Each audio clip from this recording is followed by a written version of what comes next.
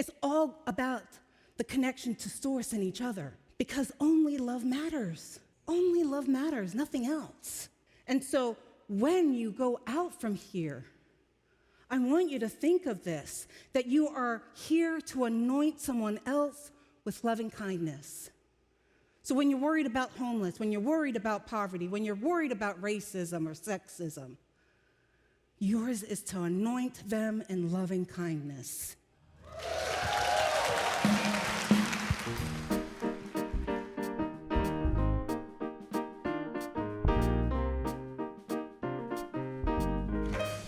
Thank you. Celebration, that was fab. Don't know the words, yada da da da da da, right? I'm just making it up as I go along, even though I can read it. I'm so off sync, but I'm having a good time. Are you having a good time?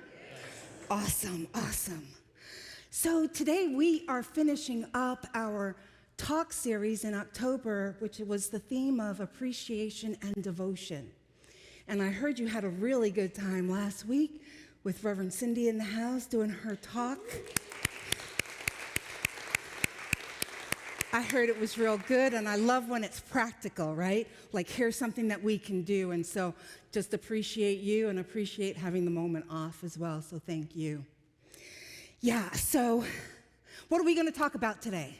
We are going to talk about being in that state of consciousness where we're cherishing and have this level of faithfulness to others, and how vital that is going to be for the well-being of humanity. I don't know about you, but you ever wish that there was a manual that really said, here's how you can take care of each other, folks? You know, I would even settle for a manual on how my body functions. Hello? Now, I'm not talking about the biology, here's the heart, it pumps, and the arteries and the veins. No, I'm talking about the really weird stuff that nobody tells you about. You know, here you are sleeping, you're in that comfy place in bed, and you're just feeling like everything's letting go. It feels so good, and then your body goes like that, right? Nobody talks about that. And at first I thought, oh my God, I'm having a seizure, right? Because nobody talks about it. And really what it is it's your brain somehow gets in its mind that, hello, you're gonna fall, and you're gonna fall to your death. So like, hey, wake up, don't die, is really what that whole jerking is. But then there are other theories that say, you know, that's part of a natural way of when we're relaxing. If we are stressed, overtired, fatigued, that is kind of a reaction that we would have as well. So it's kind of like, all right, so I no longer have to be obsessed about that, because you know when we're obsessed about something, what happens? And more and more and more, right?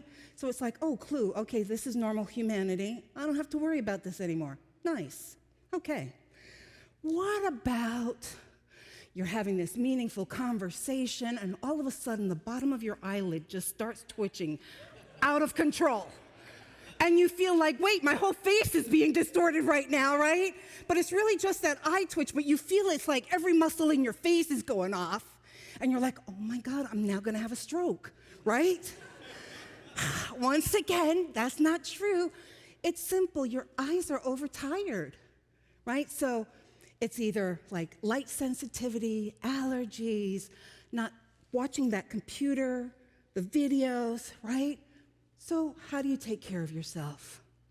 Get some sleep, take breaks with your eyes on the computer and video games, and hydrate. Okay. And then I'm gonna go here. You know, the gas that gets emitted out of our bodies. I bet sometimes you wish you had one of those babies. Maybe not for you, but maybe your significant other or your fur baby. Let's not forget them, right? So why does this occur? It's called flatulence, right? And it happens when our food's not fully digested. And so the bacteria gets involved and starts to break down all of the food there, which creates gas. And guess what? It's got to come out. It has to come out. That's part of humanity, right? So I'm just going to take an aside. Gentlemen, that does not mean Reverend Sheree is saying, just let it loose here in the sanctuary. No, that's not what I'm saying. I'm saying it's normal. We don't have to torture and shame ourselves over it. And we honor the civilized way of excusing ourselves and going somewhere else. And then we get older. When we get older, we start forgetting names and dates and pertinent information. Maybe even we get a little embarrassed because I can't remember that, or I can't remember something that was so simple, or I'm not picking this up as fast as I used to learn things. And then we get really annoyed with ourselves because we are forgetful. But here's the thing. As we get older, our brain, it ages as well. Part of humanity, part of being human. But the nice thing is that when we understand how our bodies work, we get to be in amazement of them as opposed to be in resistance to what is. I don't know about you, but for a lot of years, I was just in this fight with my body. Oh, it's too big. Oh, it's too tall. Oh, whatever it is. And it's like, oh my God, how wonderful is this gift, right? This is the vehicle that I selected for my soul's journey right now on this plane of existence. Do you hear the difference in that? That's love. That's appreciation. That's devotion. So you know what? The next time that you're having friends over and you forget someone's name and you go to introduce them and you get a blank and it's like, that's okay, just be gentle with yourself. My brain's having a moment, right? And then just interact like you normally would. And when we're no longer beating ourselves up about this, guess what? The name's probably gonna just pop right then because you're not underneath that anxiety. And if it doesn't, have a moment, just flow with it, right? Okay. So these are just things about our bodies that, the weird things. Like, you know what else I learned? Your ear never stops growing. Who knew that? That's just bizarre. You did? I see 2 hands that went up. Okay. So in all of this, there's an awakening and an awareness that we can look at ourselves differently. We can be kinder to ourselves. And then I started going to, wow, what if there was a manual about how we could be in loving service to our friends, our families, the people that know how to push our buttons, those people. Wouldn't it be amazing? I'm like, if only there was something. If only there was some kind of sacred text that could inform us of how we should be with each other. Well, there are numerous sacred texts.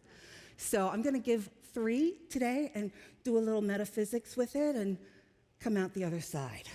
All right, so the first one is from the Islamic wisdom culture, and it's a collection of stories in this book called Arabian Wisdom, and it's written by John Waterbett. And the selection that I've chosen here is about flaunting kindness. And this was written back in 1914. The bane of a generous action is to mention it. It is better to refuse a kindness than to be reminded of it. I would not accept the whole world if I were to suffer the humiliation of being constantly reminded of the gift. To bestow and flaunt a kindness and to be stingy and refuse to do an act of kindness are equally bad. When you do a kindness, hide it. And when a kindness is done to you, proclaim it. Do good and throw it in the sea. Pretty powerful, right? So what does this mean? It's talking about our intentions, yes? Our intentions. Are we being kind to someone because we think that's what we're supposed to do? Like, that's what good people do. Are we being kind to another because we want to be seen and rewarded for it? Because if the answer to any of those questions is a yes, then we really have to be in the question, are we being kind at all or simply pushing our hidden agenda? You hear the difference there? If our intention is to be God in skin, then our intentions of kindness are simply honoring the divinity in another. Plain and simple. We are here to be of one mind and one heart and to lift our brothers and sisters up, right? So if a kindness is bestowed upon us, yes, let's shout it to the rooftops. Because when we do that, we are sharing the abundance of the universe and what is possible for every one of us. Next sacred text. This comes from the Baha'i tradition. And if you were here a few months ago, I actually talked about the Baha'i. And I love just their faith. And this is from The Splendor of God, and it's written by Eric Hammond and published in 1909. And this has sayings and texts from the founders of the Baha'i religion, which include Bab Baha'u'llah and Abdul Baha. And it says this: to live the life, to be no cause of grief to anyone, to love each other fully, to be kind to all people and to love them with a pure spirit. Should opposition or injury happen, we must bear it and be kind, and through all we must love the people. Should calamity exist in the greatest degree, we must rejoice, for these things are the gifts and favors of God. Bless you, love. So what I'm going to do is I'm going to break this down a little bit, and I'm going to use Charles Fillmore's The Revealing Word to look at some of the words that I've highlighted there in blue, to redefine, to look at them metaphysically. So the first word that we're going to look at is life, right? To live the life. Fillmore suggests that life is divine, spiritual, and its source is God, right? The river of life within man is spiritual consciousness. The river of life within man is spiritual consciousness. So we can gather from that understanding that really to live life fully means that we live from our divinity, right? Not from materialism, not from consumerism, not by societal definitions, but to live from our divinity, to live from our divinity. The next word I want to look at is love. Fillmore states that love is the power that joins and binds in divine harmony the universe and everything in it. So this is oneness, no? Talking about oneness. And then I love the word that people and how Fillmore defines it. Members of the body of Christ. So imagine walking down the street, people, members of the body of Christ, members of the body of Christ, members of wherever you go, members of the body of Christ. It takes on a different meaning. So what we're saying is everyone is the I am. Everyone. And we're here to be love and let love do its work of harmonizing us all. And then the word gift means manifestation of spirit in each person, and God is spiritual ideas and ideals of eternal truth. So let's put that all together.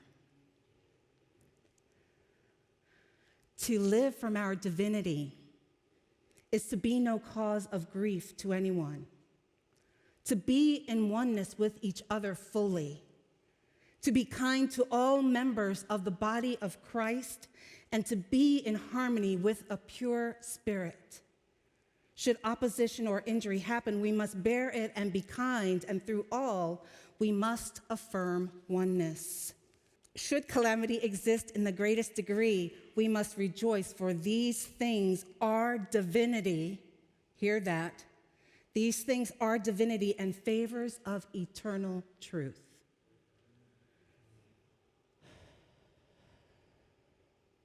Powerful? Yeah, we're talking about being spiritual beings centered in truth, centered in love, centered in oneness. And knowing that everything that we experience in our lives, whether we label it as good, bad, happy, catastrophic, is all for our highest good, all to support our knowing of our truth. But I ain't finished with you yet. One more.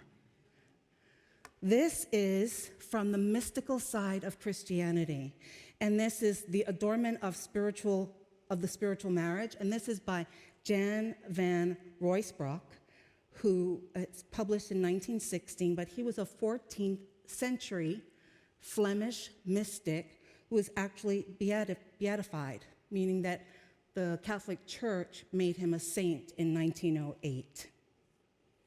And here's what he writes. Out of the same source wherein meekness takes its rise springs kindliness, for none can be kind save the meek man. This kindness makes a man show a friendly face and give a cordial response to do compassionate deeds to those who are quarrelsome. Don't know any of those folks, do you? When he hopes that they will come to know themselves and mend their ways. By gentleness and kindness, charity is kept quick and fruitful in man. For a heart full of kindness is like a lamp full of precious oil. For the oil of mercy enlightens the erring sinner. With good example and with words and works of comfort, it anoints and heals those whose hearts are wounded or grieved or perplexed. And it is a fire and a light for those who dwell in the virtues in the fire of charity. Neither jealousy nor envy can perturb it. 14th century. We're talking here about the same things that we're talking about today. So I'm going to look at a couple of words here. One is the meek man. Now I know when we hear the meek man, we often think weakness, don't we? Right? We think of somebody who's really mild. But Fillmore disavows this notion. He says, meek is anyone highly trained to react to all negative stimuli with love instead of an eye for an eye. With love. I get all geflimped about that, but okay. So one can deduce that really kindness comes by being the frequency of love. And then the author suggests being kind in the face of those who are not. And that somehow that's giving them hope to know the truth of who they really are, right? It's not saying we will change people. It's not saying we will go out there and convince them there's another way. No, it's just here we are being the truth to remind them that they are of love and of God. You see, we are acting as a divining rod. What does a divining rod do? Okay, Liz is giving me that. Finds water, thank you. It also finds precious gems and metals, right? So we are the divining rod. Divinity, divinity, divinity, divinity, divinity. Imagine that. Imagine just by being that, we are changing the world.